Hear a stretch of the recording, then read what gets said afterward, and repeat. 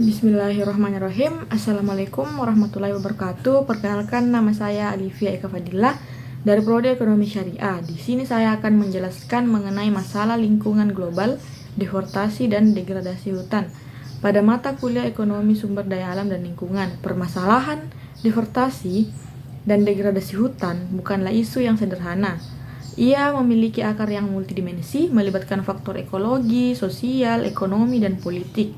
Hutan tropis, khususnya di wilayah seperti Indonesia, berperan penting sebagai penyerap karbon terbesar di dunia, sekaligus sebagai rumah bagi ribuan spesies tumbuhan dan hewan. Namun, saat hutan ditebang atau rusak, dampaknya sangat luas dan kompleks.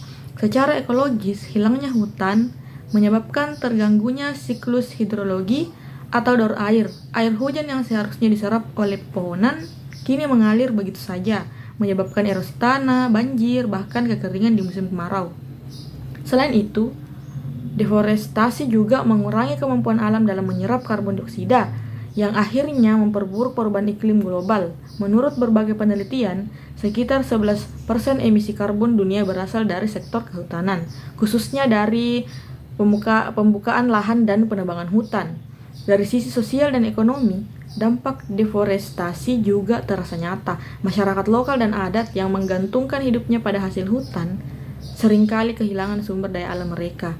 Ketika hutan hilang, sumber mata pencaharian seperti hasil hutan, bukan kayu, air bersih, dan pangan alami ikut berkurang. Akibatnya, tingkat kesejahteraan menurun dan kerentanan sosial meningkat. Di beberapa daerah, deforestasi juga memicu konflik agraria karena perebutan lahan antara masyarakat, perusahaan, dan pemerintah. Lemahnya penegakan hukum serta tumpang tindih kebijakan turut memperparah kondisi ini.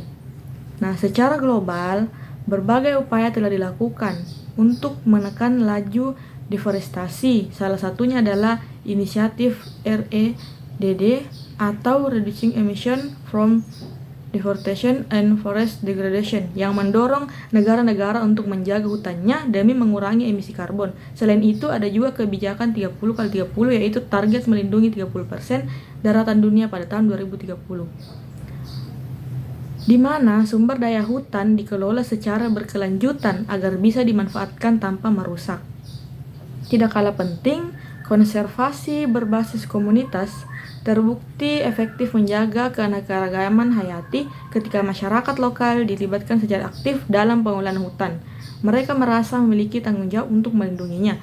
Dukungan teknologi seperti satelit dan sistem informasi geografis kini juga dimanfaatkan untuk memantau perubahan tutupan hutan secara real time, sehingga penegakan hukum bisa dilakukan lebih cepat dan tepat sasaran.